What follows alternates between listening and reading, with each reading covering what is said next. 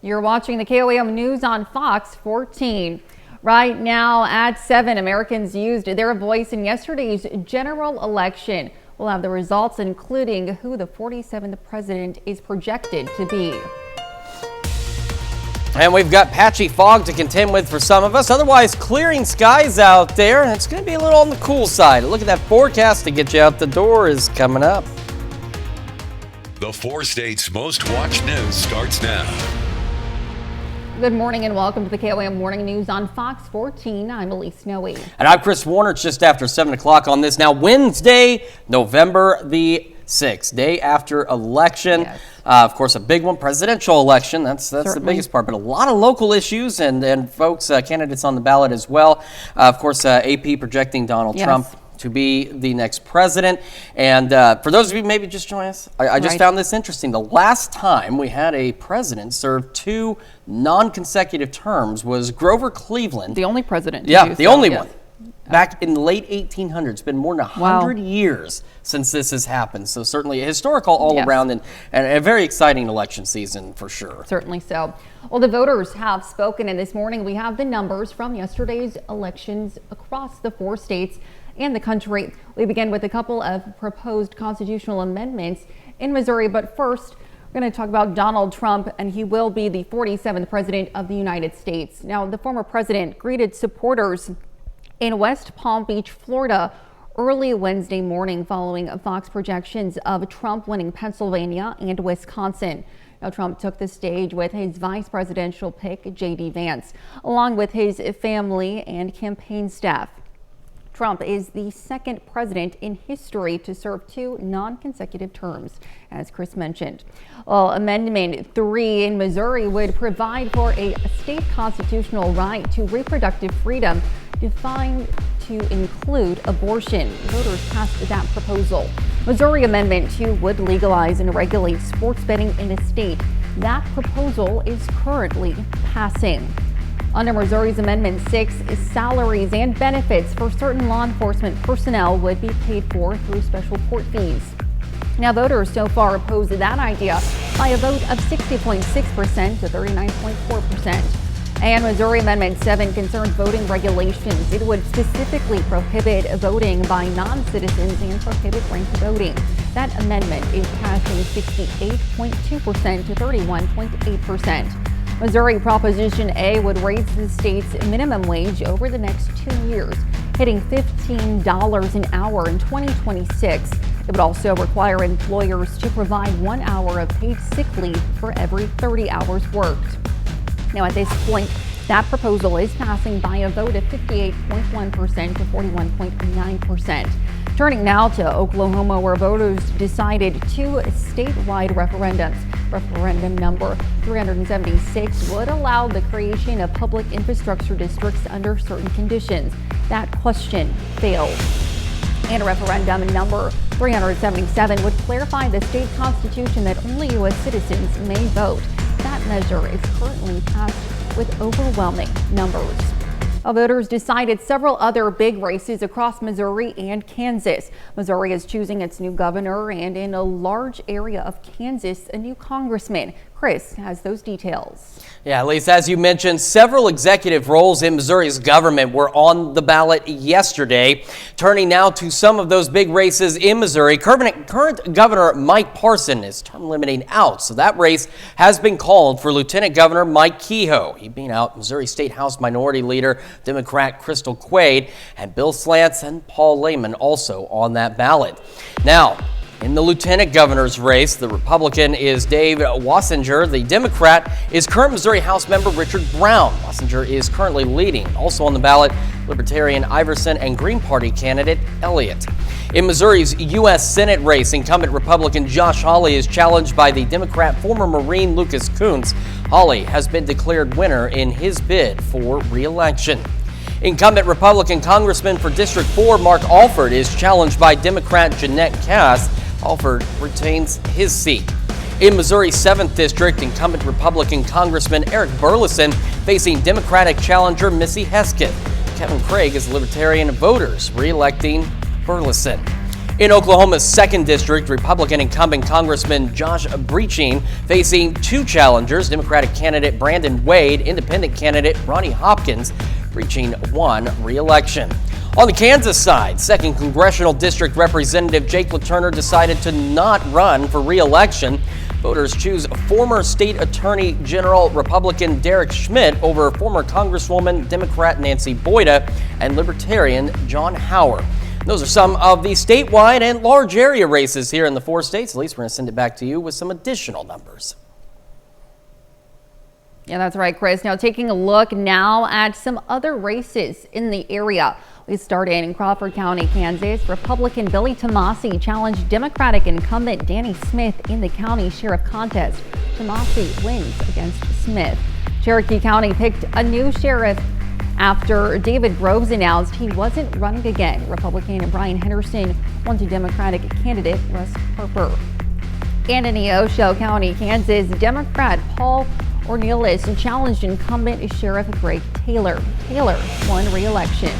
Voters in Carthage were deciding whether to recall Ward 5 Councilwoman Tiffany Posey. That proposal passed. We have a more complete list of election results. You scan this QR code that you see on your screen. You can also find it on our website, KOAMnewsnow.com/elections. Now we turn it over to Chris with a look at the forecast.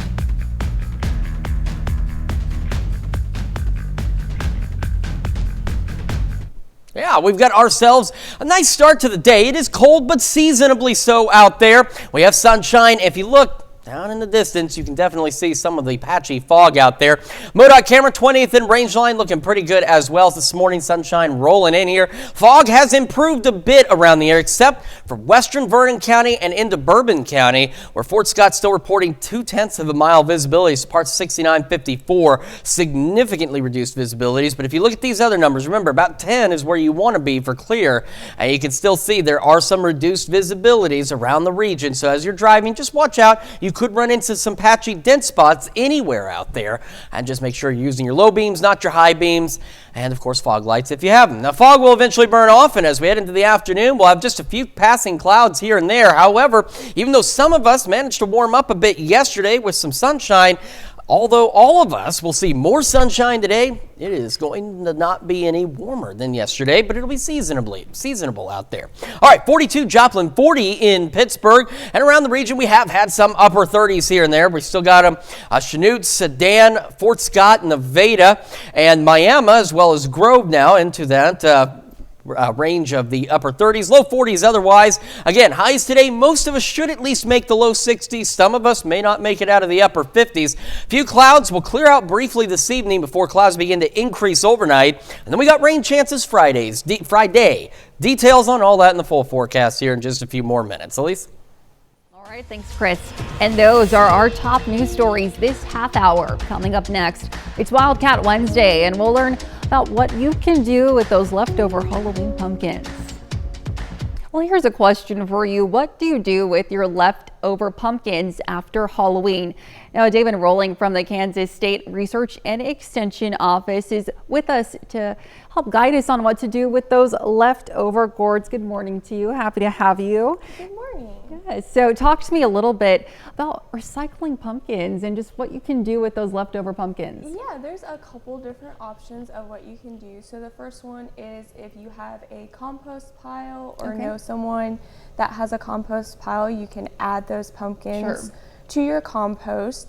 The second option is if you have livestock or poultry or have friends or family that do, you can feed those pumpkins to them as long as the pumpkins haven't been painted or treated with bleach. I know sometimes people treat them with bleach to help make them last longer, is the thought behind that. So as long as the pumpkins haven't had either of those two things done to them, they are safe to feed to livestock and poultry. Absolutely. And then are pumpkins 100% completely compostable, or does it specific parts of the pumpkin, or is it all good? It's all good. Okay. The whole pumpkin is, if you cut it up, or sometimes by now you can just kind of toss the pumpkin Sure. in there and it will break up. That will help the process go a little bit faster. And then if you're feeding them to livestock and poultry, larger livestock like cattle Yes. will be able to break the pumpkins open Okay. themselves. However, smaller animals like sheep and Right. goats and poultry will need that pumpkin cut up for them to make it easier for them to eat. Absolutely. And in your opinion, why is it so important to utilize pumpkins and recycle them specifically for agriculture? Well, we really always want to try to cut down food waste, Sure. and recycling pumpkins, by putting them into the compost pile, they can be recycled and used to add nutrients back into the soil. Or for feeding them to livestock and poultry, it can be a nice treat for the livestock and Right. poultry, and they also provide nutrients to those animals as well. Certainly. And on another note, you're also having a deer workshop coming up next Yes. week. Would you mind just telling us a little bit about that? Yeah, so next Thursday evening at 6 p.m. at our Montgomery County Extension Office in Independence, Dr. Drew Ricketts, who is our wildlife specialist on campus, he'll be coming down to talk about white-tailed deer biology and management. So he'll talk about some habitat requirements for them, supplemental feeding, disease, a variety of topics related to white-tailed deer. So if folks are interested in attending that, it is free of charge. We just ask that they RSVP by calling our Independence office at 620-331-2690. All right, wonderful, fantastic. Well, thank you so much for being with us this morning. Thank Happy you to for have having me on. Of course. Stick around. We'll be right back. Welcome back to the KOAM Morning News, 7:16 now on this Wednesday morning. We're starting with the fog tracker, and we're seeing improvements in the fog coverage around the area. Still some reduced visibilities out there, but the most significantly reduced visibilities, Fort Scott and to the east into western Vernon County, so just west of Nevada. We've got 0.2 of a mile visibility in the Fort Scott area, so that's part of 6954. So again, slow down. Low beams, not your high beams. Use your fog lights if you have them. The good news is, in about the next hour and a half or so, the fog will clear out, and we are looking at mostly clear skies today, just a few clouds. And although we're going to see more sunshine today than we saw yesterday, we're going to see more locations cool across the area, but seasonably so. As we head through the afternoon, winds will be calmer too. They'll be out of the east at about 5 to 10. They'll shift out of the northeast overnight, and clouds will start to pick up out there as well. So we'll be partly to mostly cloudy overnight and into our Thursday. Take a look at these temperatures by Thursday at noon. We only got, 4 communities in the low 60s on the future track by noon. The rest of us in the 50s. So it's going to be even cooler tomorrow, and it'll be breezy. The northeast winds will start gusting 20 to 25 miles an hour. That continues into Thursday evening. Then early Friday, maybe a stray shower or two, safe from Fredonia, Chanute, Yates Center, the northwestern portion of our area. Most of us start the day dry, and we're going to remain dry until about noon. And then if you look close enough in the parts of Washington, Chautauqua, Elk, and Greenwood counties, you can see we've got some rain out there, and that will continue to be the case. So now as we go through Friday, by the evening, you can see we're getting more rain into the area. Now, the rain itself is going to be lifting north, maybe slightly northeast, but the system generating the rain will be pushed eastward. So gradually, as we go through the late night Friday and into early Saturday, the showers and thunderstorms will begin to be pushed off to the east and eventually across the state line. So most of us should get a little bit of something. And the good news is any severe weather expected well to our south down into North Texas. And even then, it's a low risk of severe weather down there. So that's some good news. It is cold, but seasonably so. 42 in Joplin, great view out there, clear skies. Temperatures, said we could have some upper 30s, and we have had some. Starting to warm up a bit, but still some upper 30s. Sedan, Independence, Fort Scott, Chanute, and Nevada, as well as Miami and Grove. Otherwise, low 40s, so seasonably cold. Upper 40s to start. Fog burns off 8:30, 9 o'clock at the latest. Just a few clouds up there. And upper 50s by 11 o'clock this morning. Heading into the afternoon, low 60s for most of us, but some of us may only make the upper 50s. And again, just a few passing clouds. Then we'll have those briefly clear skies. Then clouds will start to increase late evening and overnight. Mid 40s, but again, some low 40s will be possible. Heading into our Thursday, excuse me, upper 50s, low 60s, breezy. Then we'll have those showered storm chances Friday into the first half of Saturday. Afternoon Saturday, though, we'll begin to clear out, and then we'll start to warm up as we head into the next work week. Temperatures going well above average. We're watching a cold front next Wednesday, bringing some thunderstorm chances, something we're going to keep an eye on for you. And it will also bring seasonable temperatures once again as we head into next Thursday, highs around 60. Let's check your forecast. We're back with more right after this. Well, Pittsburgh High School is excited to invite you to their production of Les Miserables. Cast members Norlane Aguilar and Ben Bollinger are with us this morning to tell us more. So good morning to you both. Thank you so much for being with us this morning. Happy to have you.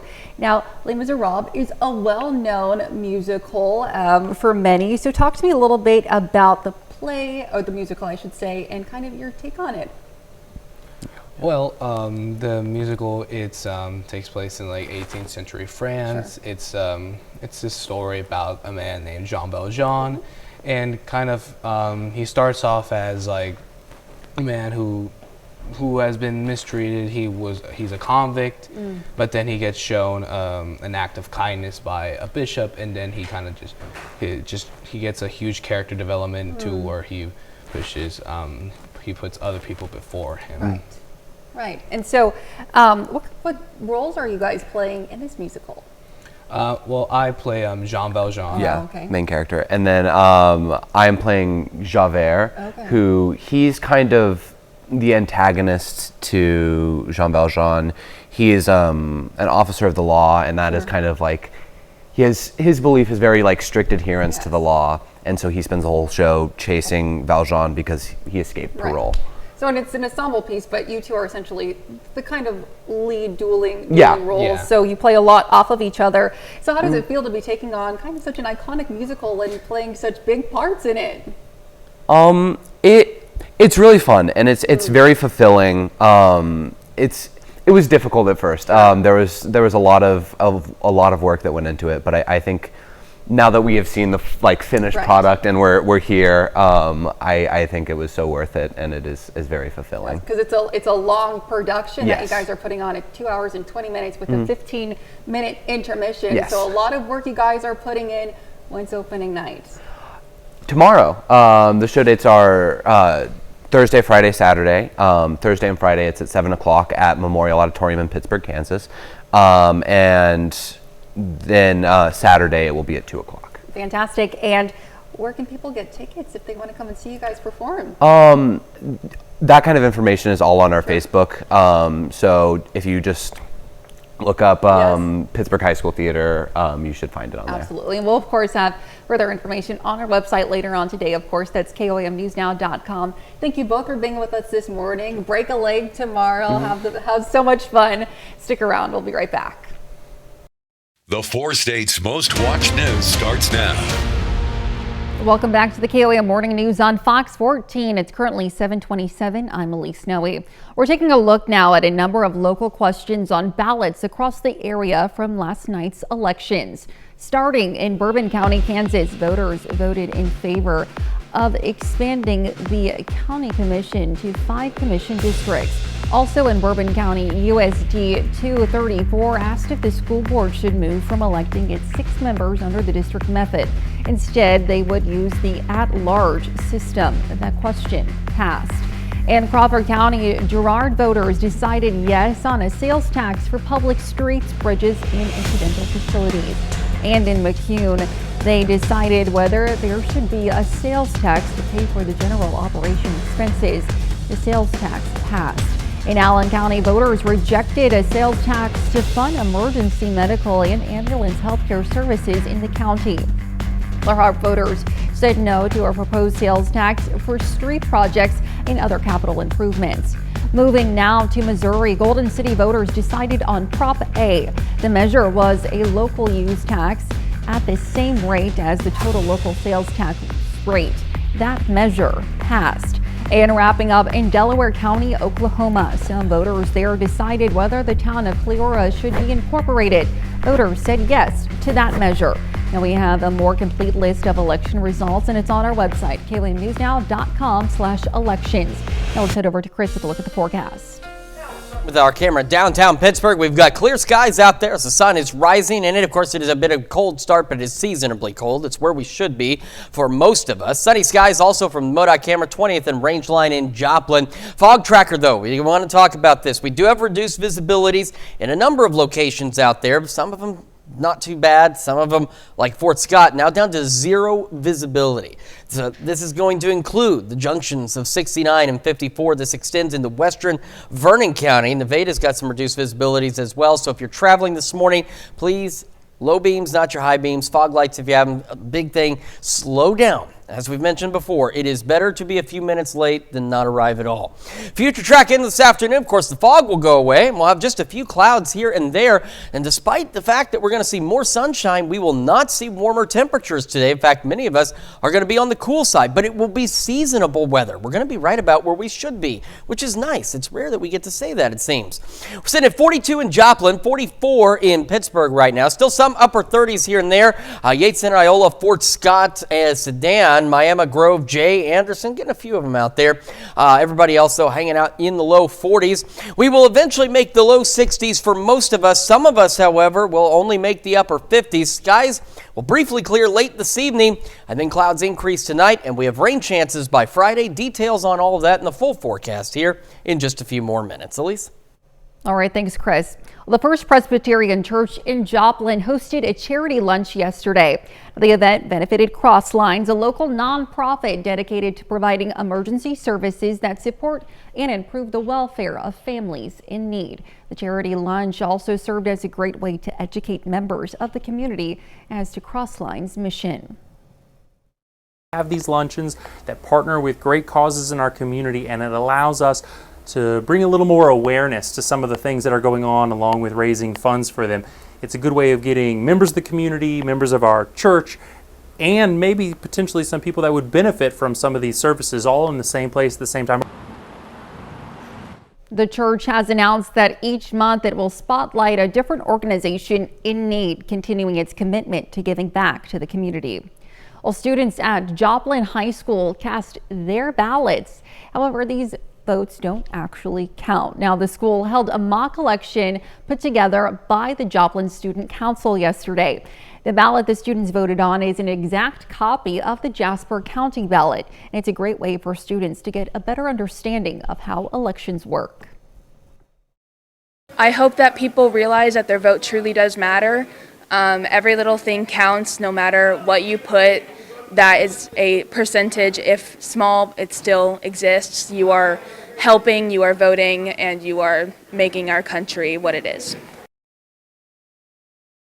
Now, if you're curious about the results, Joplin students did vote for Donald Trump to be president, Mike Kehoe for governor, and every proposed amendment to the Missouri Constitution passed. Again, these are the mock election results, not the actual election. And that's a look at our top news stories coming up this half hour on the KOAM Morning News. 7th graders in Alaska take on the challenge of providing shelter to the homeless. The Ronald McDonald House Charities of the 4 states has been helping families in the 4 states for many years. Lori Jones, Executive Director of Ronald McDonald House Charities of the 4 states, is with us this morning with an invitation to the 23rd Gift of Light, Gift of Love tree lighting ceremony. Good morning, Lori. Good morning. Thank you for having me. Of course, happy to have you. So, big event coming this weekend. Very exciting things happening at the Ronald McDonald House. Talk to me a bit about it. So the Gift of Light, Gift of Love is really like our gift back to the community. Yes. So we have a large open house. Lots of preparation has gone into it. We will have about 98 local performers there that will be doing musical things. We've got a puppet show, some dance presentations, and really the heart of it is that special moment at 5:30 when everybody comes outside of the parking lot. Yes. And we've actually got a family there that's going to push the button and light the tree. And it's the house, the lawn, the tree, the inside, outside, just everything comes aglow for the holidays. Yes, some Christmas magic there. And it's also a local family in Pittsburgh actually coming to light the tree. That's right. About 1 in 4 families that stay with us in the Ronald McDonald House is from the Pittsburgh, Crawford County area. Right. And so this year our family is the Burnettis, and Knox stayed with us about 3 years ago. And I'm so excited to see that ratty little 3-year-old push that button. So it's going to be great. Absolutely fantastic. And I mean, along with the performers, there will also be a visit from Santa Claus, just a bunch of holiday celebrations kicking off the season. What we do is family oriented. So we want, bring your kids, bring your grandkids, and the house will be open. We have 7 families staying with us right now. And so mingled into that, the kids can walk through and they can make ornaments, decorate sugar cookies. We've got hot chocolate, just different stations kind of throughout the house, popcorn, photos with Santa, story time with Nana Claus, just a lot of fun things to do. Absolutely. Now, this has been going on for 23 years. Talk to me just about, the involvement with the community and seeing people come out and what it means to you in the Ronald McDonald House. So the open house is actually our 3rd year to have it at the house. Thank you, COVID, for bringing change, right? But the fundraiser has been going on for 23 years. And what it is we are for the community, funded by the community. So this is really a sponsorship drive for not just businesses, but individuals. So we have a lot of people that, give an end of year gift, make us a part of their holiday traditions. And so the Gift of Love, Gift of Light is really a call to action to say, we're serving families throughout the year from the 4-state area and beyond. We've actually got families from New York staying with us now. And so just asking people to believe in what we do and to give a gift of love. Yes, and talk to me a little bit about some of those sponsors that will be sponsoring the event. Sure, so lots of different ways to sponsor, but our presenting sponsors are McDonald's and Liberty Utilities. And so we're very thankful for them underwriting the event. And then we've got lots of sponsorship levels from $25 all the way up to that $15,000 mark. All right, wonderful. Well, Lori, thank you so much for being with us this morning. Happy to have you. Looking forward to the event. Stick around. We'll be back with more.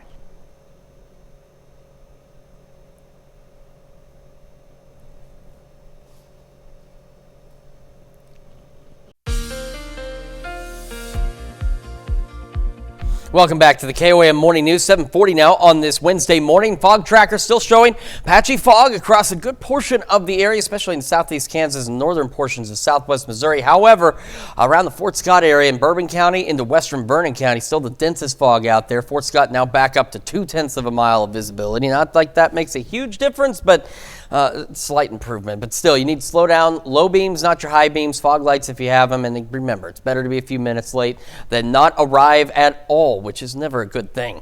Future track, once the fog burns off, we are looking at mostly clear skies. And although we'll have more sunshine today than we did yesterday, we will not have warm temperatures across the region. We will be cool, but seasonably so. Our highs today, even our lows, right about where they should be. As we go later into the evening and overnight, clouds increase. Will be partly to mostly cloudy across the region tonight and throughout our Thursday. Winds increasing out of the northeast, gusting 20, potentially 25 miles an hour. And take a look at noon tomorrow. We're talking temperatures, most of us in the 50s. We've only got 4 communities showing up in the 60s by noon. So it's going to be a chilly day for us. But again, seasonably chilly. As we go into our Friday, could have a few stray morning showers, maybe a rumble of thunder. So from Fredonia, Chanute, Yates Center, northwestern counties out there, maybe a stray shower too. The rest of us dry, and we will remain that way at least at this point until about the noon hour. And then if you look close, on far western edges of our map here, showers start rolling in. So the showers and thunderstorms we get tomorrow will actually be lifting roughly from south to north, but the boundary they're associated with is going to be pushing off slowly but surely to the east. So eventually we'll get a few more showers and storms a little further to the east out there. So at least some of us will get some additional rain. The good news is no severe weather expected with this activity. Clear skies in Joplin right now. Looks pretty good out there. Airport's reporting 7 miles of visibility. If you look off on the horizon, you can see that fog. 42 is where we're at. So again, cold, but that's where we're supposed to be. Do still have some upper 30s out there. Yates Center, Chanute, Sedan, Independence into the upper 30s. The majority of us, though, now sitting in the low to mid 40s across the region. We're looking to start into the upper 40s by 8. Fog still continuing. Should be gone by 9 at the latest. And then just a few clouds here and there. Upper 50s by 11.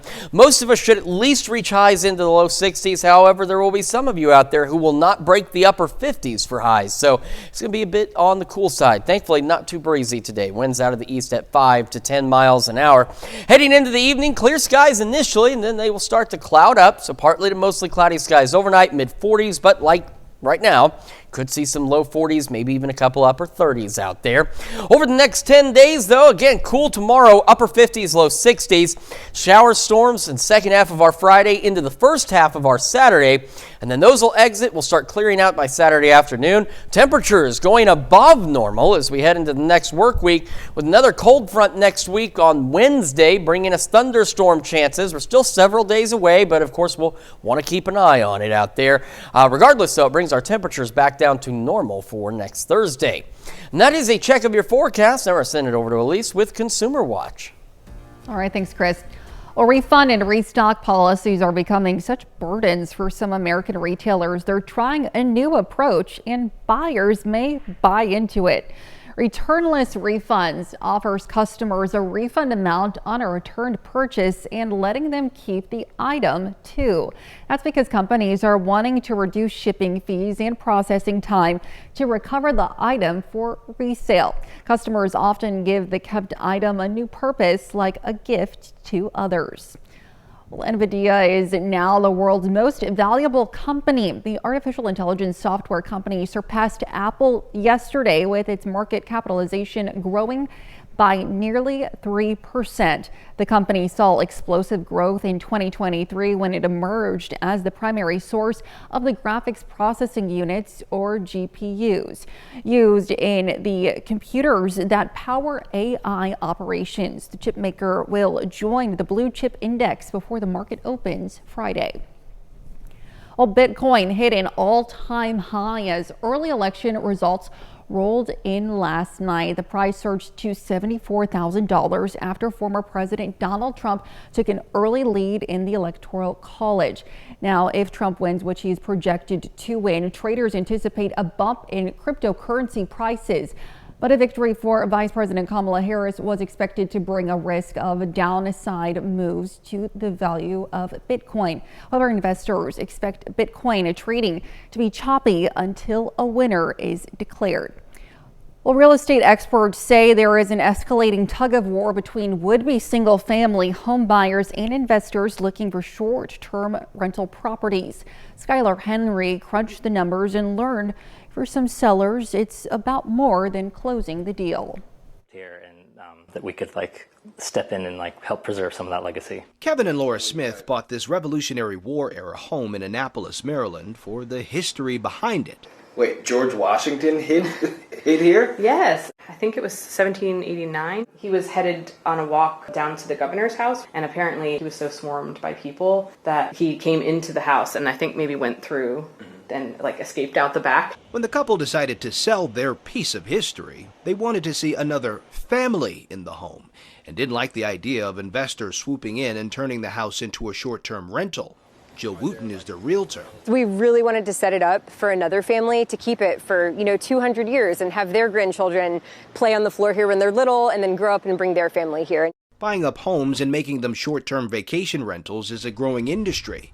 According to Doorloop, there were close to 1.3 million listings in 2022, up more than 20% from 2021. They're playing in places where, families traditionally want that same thing. Austin Harrison teaches urban studies at Rhodes College. Do you think this is really sort of the way it will be, and this sort of strategy will only continue to grow? It's hard to know what's a bubble and what's not, right? Really what these largest actors are looking for, they're not looking for total market control, at least not yet. Several towns and communities across the country, including Annapolis, are now considering ordinances to limit the number of homes that can be used as short-term rentals. We hold similar hopes for it, that it will continue to be a family home and not be used for other purposes. And it won't. Since we talked with the Smiths, a buyer closed on the home with no intentions of renting it out. And those are our top consumer stories. Let's take a look at the market prices before the opening bell.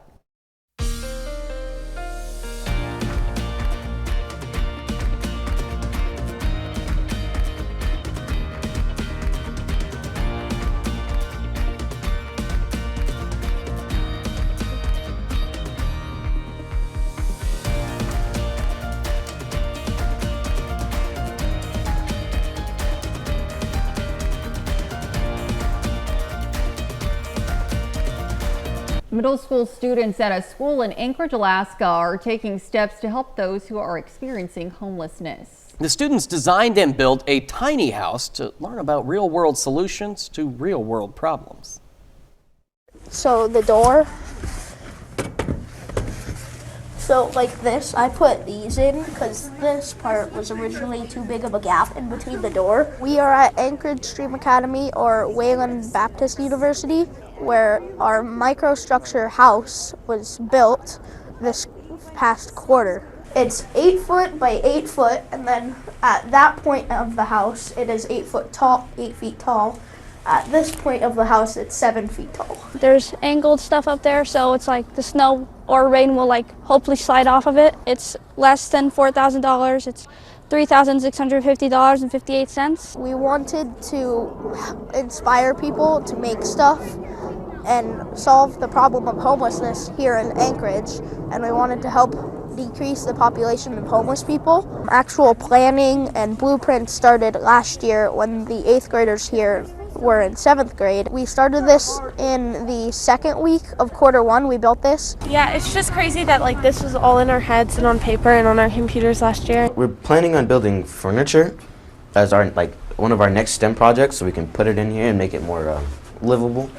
Homey, we'll say. Yeah, homey.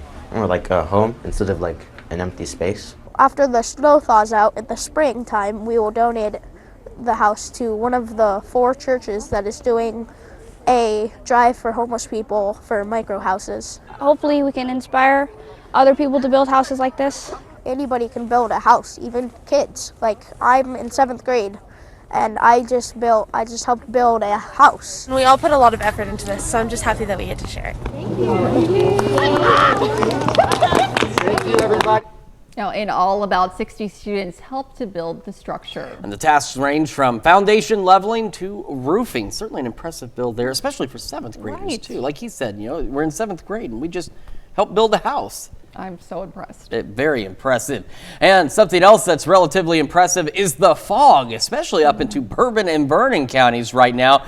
We take a look at the fog tracker. You can see Fort Scott still at 0.2 of a mile of visibility. Nevada is reduced as well. But a good portion of Bourbon County and western Vernon counties where the densest fog is. But you can see we do have slightly reduced visibilities across a good portion of the area. So remember, low beams, not your high beams. Slow down. Give yourself time to get where you're going. Future track into the afternoon, we will have mostly clear skies and a light east breeze at about 5 to 10 miles an hour. We're looking good otherwise. Clouds will increase later this evening and overnight will be partly to mostly cloudy through our Thursday. Northeast winds gusting upwards of 20 to 25 miles an hour. And then as we head into Friday, maybe a few showers early in the morning. We spend a good portion of the day dry before additional showers and thunderstorms will start to work in the second half of our Friday. We'll have another look at your forecast and the news you need to know right after this. Well, here's a check of today's top headlines, the news you need to know before you head out the door. The First Presbyterian Church in Joplin hosted a charity lunch yesterday. The event benefited Crosslines, a local nonprofit dedicated to providing emergency services that support and improve the welfare of families in need. The church has announced that each month it will spotlight a different organization in need, continuing its commitment to giving back to the community. And students at Joplin High School held a mock election yesterday put together by the Joplin Student Council. The ballot the students voted on is an exact copy of the Jasper County ballot. It's a great way for students to get a better understanding of how elections work. And to see a complete list of election results, you can just scan this QR code that you see there on your screen. It'll take you to election resources on our website. That's KLMNewsNow.com/elections. And we've got that dense fog out there this morning. That clears out, and we're going to go into the low 60s for most of us for highs. Some of us, though, may not break the upper 50s. We'll have mostly clear skies, east winds 5 to 10. Heading into the evening, we're going to have initially clear skies, and then clouds increase a bit, partly to mostly cloudy overnight. Most of us right around the mid-40s, maybe some low 40s out there. For our Thursday, it's going to be breezy and cooler. Upper 50s, low 60s out there. Northeast winds gusting to 20-25. Scattered showers and storms Friday afternoon into the night and Saturday morning, clearing out Saturday afternoon, warming up next week, well above normal with another cold front next Wednesday and more storm chances. All righty. Well, Kosovo's mosaic artist Alkent Pozeg pays tribute to the 2 U.S. presidential candidates with his latest piece. 256 pounds of various multicolored beans and grains were used to create portraits of Kamala Harris and Donald Trump. Now, Kosovo is one of the most U.S.-friendly states in the region, as Kosovars consider Americans one of the liberators from the Milosevic regime from 1998 to 1999. That's a lot of effort to put into making that, especially with all the little beans and grains and stuff. But look at that. Certainly impressive. Absolutely. Well, thank you all so much for letting us put the good in your morning. We will be back with more news and weather today at noon. Have a great rest of your morning.